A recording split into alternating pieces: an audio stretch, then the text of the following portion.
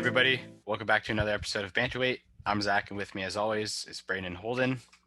Recently, we've been noticing a lot of the MMA media outlets have been putting out their mid-year fighter awards. So we decided to kind of jump on the bandwagon and do the same. So the topics that we'll be covering, or the awards, I guess you could say, are going to be the best fight, best female fighter, best male fighter, the best knockout slash TKO, the best submission, best prospect, and then just our overall favorite slash best moment so far in the year. So we'll start them off by just going over the best fight, and we'll ask Brayden what his is first. Sure. So my currently fight of the year, I have Munoz versus Rivera. It was back and forth, and lately we've been seeing how dominant the calf kick is, and these guys just walked through them. They took them and just kept going forward, kept throwing hands, and just kind of showed a level of toughness that we only get to see in fight of the year contenders. Holden? My fight of the year was actually Chandler versus Oliveira.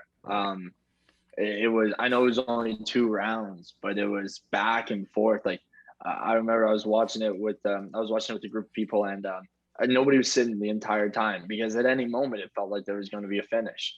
It was a pretty crazy fight. There was just never a moment where there was no action. It was always something was happening, somebody was on the brink, and it was just, put in hockey terms, it was just end-to-end action the whole time.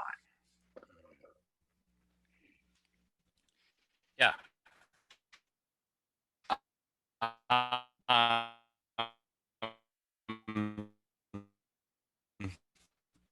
I kind of have two. One's not necessarily the best happen, but if we think of best fight as in almost favorite fight to watch, like most fun fight to watch, I'd have to say the Max Holloway and Calvin Kattar. Whole theme of just like back to back. Before the fight, it was a huge. Everybody thought the fight was going to be insane, which it did live up to the hype. They went back to back for a couple rounds, and then Barboza outlasted him in the third and stopped him in one of the weirdest kind of delayed reaction knockouts that we've seen ever in the UFC. But I don't know. I think it definitely was one of the best fights, just because it went back and forth. Similarly to the Chandler and Oliveira, anybody could have went out at any moment of the fight.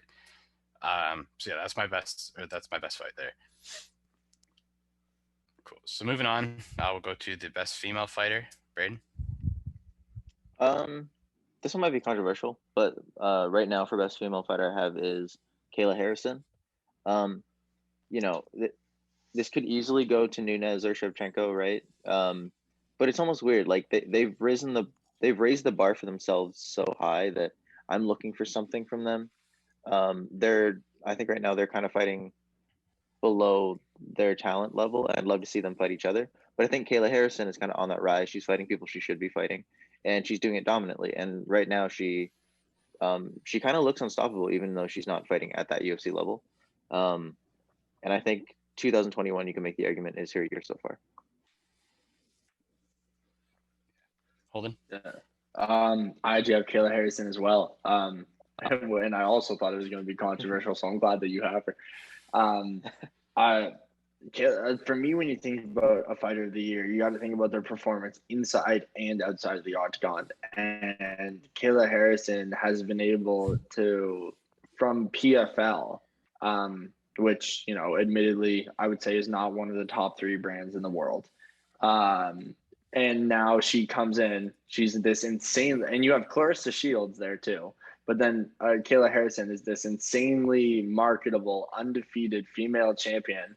And she's coming in, and she's got the UFC on watch. She's got UFC fans on watch now. She's dominant in all of her wins, first round finishes across the board.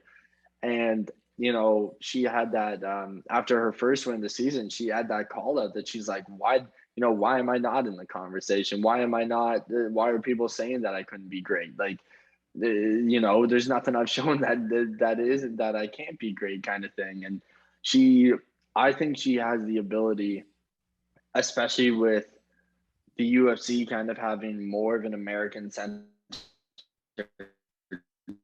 crowd. And I know that's not the general rule for MMA, but with the highest marketing brand having American centered crowd, having a dominant female American champ, or not champ, but a dominant female American again is really big for the UFC, and fans are just going to latch onto that because it's far easier for a casual to latch on to somebody who doesn't have that language barrier, doesn't have that cultural barrier. It's somebody they can connect with, and I feel like a lot of people are doing that with Kayla Harrison.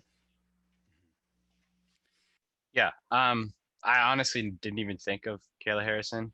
I definitely agree with both of you though, now that I'm thinking of it. But best female fighter for me is gonna have to be, so far anyways, is gonna be Rose Namajunas.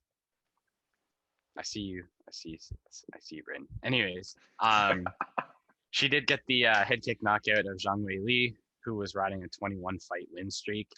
Arguably looked pretty unstoppable until she got to Joanna Jacek. She did still outclass her a little bit, I think. So it was super shocking to see Rose beat Zhang Weili and also beat her in the first round via a head kick. So I think Rose winning her belt back, I think that puts her in the argument for best female fighter of the mid-year anyways. Who knows? I'm sure a lot more will happen in the next little half, especially if Kayla Harrison does end up winning PFL. But yeah, so far, Rose Namajunas for me. Moving on, we'll go to the best male fighter now. Braden? Sure. So this is a tight one. Could have been Ngannou, could have been Usman. I went with Charles Oliveira. Reason being, I think his title win felt the most impactful of the year so far for me. Regardless of what you think about Chandler getting a title shot after one fight, he was one of the scariest contenders that we've seen in a long time. He posed a lot of problems, especially for Oliveira's style, and Oliveira kind of overcame those and rose. We've talked about those kind of fighters in the past who've had that tough career, that tough road to get to the pinnacle of the sport. And I think Oliveira encapsulates that. He's been in the UFC for so long. He's gone through so many losses, ups and downs in his career. But in 2021, he managed to, bring it all together and make that run and become champion after such a long road. So yeah, I made him male fighter of the year for my list. Cool. Holden? Yeah, that's a good pick, and especially Oliveira being, with a very impactful win in a year full of impactful wins. When you have Ngannou, you have Oliveira, you have Moreno. Then I'm surprising none of those guys made my list, but for best male fighter for me is Kamaru Usman. The guys looked unstoppable. In my opinion, he's the best pound for pound fighter in the world. I have no idea why John Jones is on that list. He's not active. Thank you. But Kamaru Dean Usman, sorry, he deserves the respect of his full name. Kamaru Dean Usman, he's just looked unstoppable. And two dominant victories over, Gilbert Burns, who is a scary contender. And then after, coming in and grinding out a decision against Masvidal, because realistically on a couple of days notice, that's what you're going to do.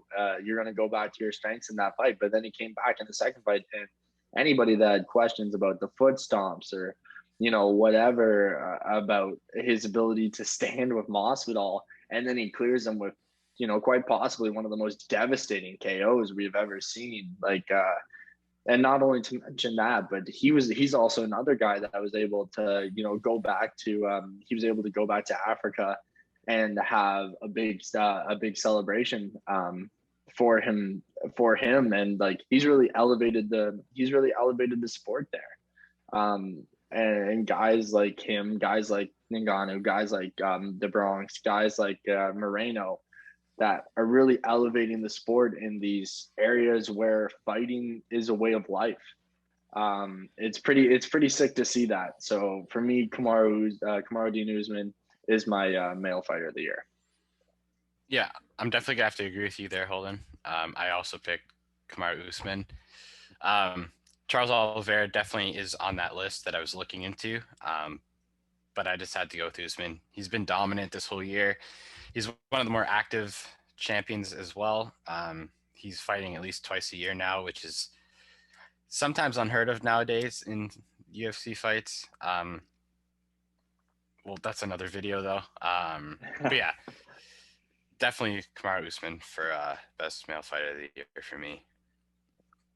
All right. From there, we'll move on to the best knockout or TKO. Braden? All right. So I went with Sandhagen versus Edgar. This was also a very hard one, and like you said, I think that Usman and Masvidal could have easily taken the spot as well. But there's something about these low percentage techniques, like the flying knee, especially the flying knee just going straight up. We don't see very often, so you got to give it credit when it does happen, because it's just that hard to land, and it's hard to land on someone as legendary and as skilled as Frankie Edgar, right? It was a polarizing move. It was one of those moments that everyone had to just jump out of their seat and go crazy. And same thing, like it ticks every box. It wasn't against a nobody. It was against a legend and a legitimate, like, top tier fighter. And it was just done with perfection. And Corey Sandhagen is just that good. Holden? I actually have a tie for this one. I do have Sandhagen for all the reasons that Brain just mentioned.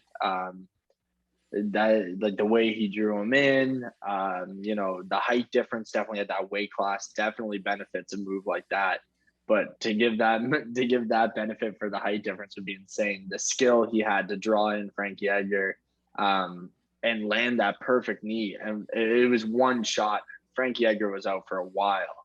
Mm-hmm. And then we've had a year of crazy knockouts. We had Yuri's spinning elbow. We had Usman's, Usman's beautiful 1-2 against Masvidal.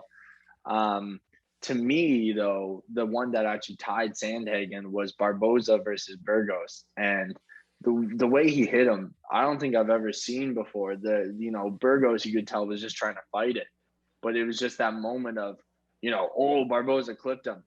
Oh my Lord, he really clipped him. Like, it was almost like if that 1-2 from Nate Diaz against Leon Edwards, it's almost like if that had more power. Like, he just looked like stunned, and then all of a sudden, like, nobody was home. And it was pretty crazy to see a knockout like that, like, with such a delayed reaction, like you said, Zach. Mm-hmm. Yeah. For mine, I was thinking it was kind of a tie between Sandhagen and then Yuri's spinning elbow. But I did, in the end, pick the Sandhagen flying knee. Mainly because nobody does that to Frankie Edgar. Like, nobody just puts him out and just, that's it. He's just there. Like, I didn't expect it, especially in the first round. It was 28 seconds into the fight. It was just incredibly shocking. And it kind of helped propel Sandhagen to this next level as well. He lost to Aljamain Sterling, and then every fight since, I know it's only been 2, but every fight since, it's been some crazy finish. Like, he got the spinning wheel kick on Marlon Moraes, and now the flying knee to Frankie Edgar. And yeah, it was the best knockout so far, because of who he was fighting, how he did it, and basically how it propelled him to that next level of basically fighting for the belt. So, yeah. From that, we'll move on to the best submission. All right. So for best submission, I have Moreno versus Figueiredo. I've already talked about significant moments, impactful moments this year. I think this was one of them, and I think after seeing the first fight and after seeing how dominant Figueiredo looked against all of his title challengers prior, and the fact that he did it with very high level grappling, submitting Joseph Benavidez, and just smoking people. The fact that Moreno was able to go in there and then submit Figueiredo, I think the smoothness in which he did it, and like how, not that it was easy, but with the level of easiness that Moreno did it, I think was shocking to a lot of people. And yeah, I think it stands out to me. Cool. What are you thinking, Holden? For submission of the year, I do have an honorable mention of Rory McDonald versus Curtis Millender. Nothing too great, not the highest level of competition, but to see a Canadian back in the win, see him back in the win column with such dominant victory was awesome. The way he played it was awesome. But my pick was Andre Muniz versus Jacare, and man, nobody does that to Jacare. I mean, like there's the time that it happened to him in the Brazilian Jiu-Jitsu competition. He like stuck his arm in his belt, like that's pretty badass. But like in the UFC, who is no one's been able to do that to Jacare. He's fought some top level BJJ guys, and like breaking his arm like that, like just wow. Like it's one of those things that going into that fight, I think that was the last thing I thought was going to happen. Yeah, no, I agree with you, Holden. I picked the Muniz versus Jacare. I was originally gonna mention the Paul Craig, but with Jamal Hill, but that technically wasn't a submission. He finished him by TKO on the records. So I kind of canceled that one out. But yeah, I mean, like you said, nobody does that to Jacare. Muniz didn't even look concerned about possibly going to the ground with Jacare, which you don't see, especially because of how decorated Jacare is. It's one thing to take him down willingly and kind of play the ground game with somebody like Jacare, but to get a finish like that in that devastating fashion and actually breaking his arm, which you could hear throughout the whole broadcast, which was disgusting. But yeah, it's got to be number one for the mid-year submission of the year, for sure. All right. So next one is going to be the best prospect. There's two ways you can kind of interpret this. You can go either prospect as in like likely to succeed in the future, or you could go prospect as in very new to the promotion, like going to do something in the future type thing. So either one is going to work for this one. I'll give you an example when I do mine. Okay. Yeah, so the guy I chose is very new to the promotion. He just came in last year. He's only had 2 fights in the promotion. 24 years old, and not a lot of people know his name yet, but his name is Ilia Topuria, and I hope I'm pronouncing that right. He's a German Georgian fighter, and he's coming in with quite a bit of hype, but I don't think enough people know who he is yet. He's slated to fight Ryan Hall this weekend, coming up with McGregor and Dustin, which is why I've watched a little bit more footage of him, but he's this very insane grappler. He's known for his jiu-jitsu, but in his last UFC fight, he really came in and just really demonstrated a high level of boxing, especially going to the body and then with power to the head. And I think regardless of what happens with Hall, I think going forward in the future, the sky is really his limit. Yeah, that's a good pick. My pick is Timur Valiev. I hope I pronounced that right, but the guys had 3 fights in the UFC. One of them was a draw. Well, it was overturned, even though it was the other guy's win. The other 2 were wins on Valiev's part. One of them, he just fought on the Gone card. At Banterweight, he just had an absolute war of a fight there. That went to a majority decision. But who else do we know? Really, he comes in the UFC, and in 1 year he has 3 fights. He has 3 fights at 3 different weight classes. So that's just a guy that's game, and he's game to fight, and he's looking for a top 15 guy already. Like that's a guy that's looking to stay active. He's looking to be in there, and he's putting up really entertaining fights. He's looking quite good. And I think he's another one of the combat sambo guys. So, you can't say enough good things about those guys. Yeah.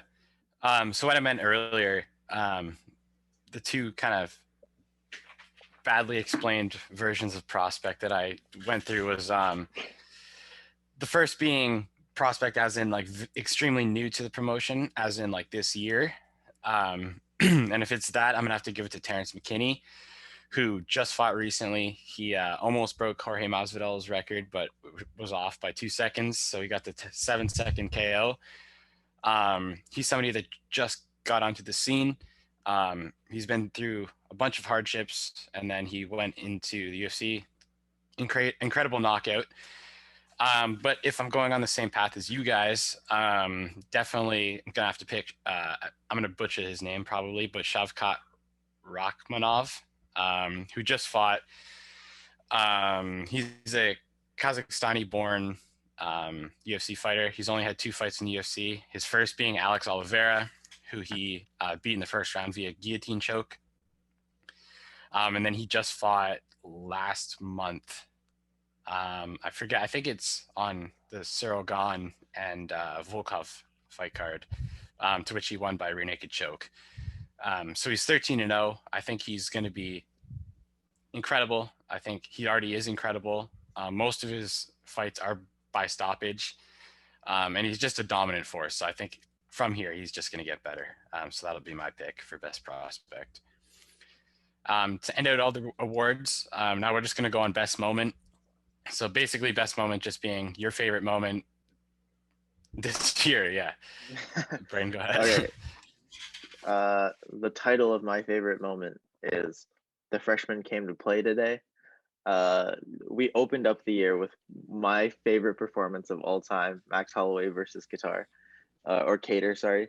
And there's a moment in that fight where Max Holloway goes into Matrix mode and looks away from Kattar at the cameras, slips punches and lands his own and yells, "The freshman came to play today," referencing the fact that Kattar called him a freshman in boxing and called himself a senior in boxing. And I think that is one of the most hype, insane moments I've ever seen. I went crazy watching it live. And I know that was the story for the week after that. It was just reminiscent of, the great in-fight shit talkers over the years. It was he did the Muhammad Ali lean back. It was crazy. It was my favorite moment. Yeah, that I think I know it's not on the list, but best performance of the year so far is definitely Max Holloway, in my opinion. It's surprising that you would choose that since you're not a Max Holloway fan at all, but yeah, that was an absolutely incredible moment, and it was funny leading up to that fight that he was like, finally someone calls me a freshman, like I'm still just 29, man. So that was pretty funny.